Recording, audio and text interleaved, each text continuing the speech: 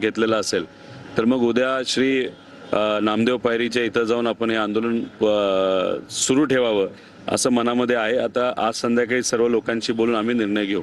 कालपासून 2 वेळा तुमच्या चर्चा झाल्या, सगळ्या निष्फळ ठरल्या. नाही, 3 वेळा चर्चा झाली पण त्यातून काय निघालेलं नाही. सीएम साहेबांचं मत आलं की आपण मंगळवारी बसूया, चर्चा करूया. पण बसून चर्चा करून काय होईल असं मला वाटत नाही. आमच्या सरळ सरळ साध्या सोप्या मागण्या आहेत आणि त्या तुम्हाला करता येतील. तुम्ही 35,000 कोटीचं कर्जमाफी करणार असं सांगितलंय, पण तुम्ही अटी ज्या टाकल्यात आणि कॅबिनेटमध्ये जी चर्चा झाली त्याच्यामध्ये जी नोट बघितली त्यामध्ये ज्या अटी मुद्दामून टाकल्यात त्यामुळे फक्त 12,000 कोटीची कर्जमाफी होणार आहे. त्यामुळे शेतकऱ्याला न्याय मिळणार नाही.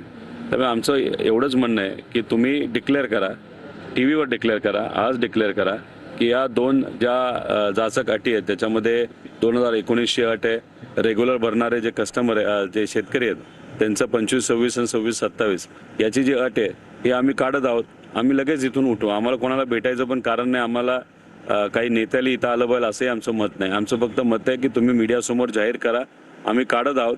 फक्त असं बोलू नका की आम्ही सकारात्मक आहोत, आम्ही चर्चा करायला तयार आहोत. या चर्चा सकारात्मक हा शब्द राज्यकर्त्यांकडनं हा फार घातक शब्द आहे. अनेक वेळा या शब्दाला घात केलेला आहे.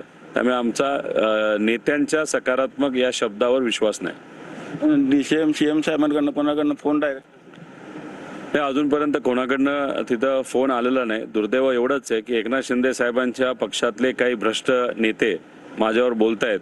ठीक आहे, आज मी यावर बोलणार नाही. अधिवेशन सुरू होऊ द्या, मग राजकीय दृष्टिकोनातून भ्रष्टाचाराचे त्यांचे कपडे कसे काढायचे हे मला तिथं माहिती आहे.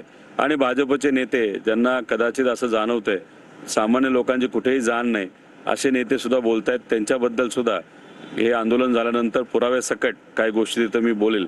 त्यामुळे आज करप्शन हे जे काही नेते आहेत कशा पद्धतीने वागतात याच्यावर बोलून मला कुठेही लक्ष बाजूला सरकवायचं नाही या विषयापासून. त्यामुळे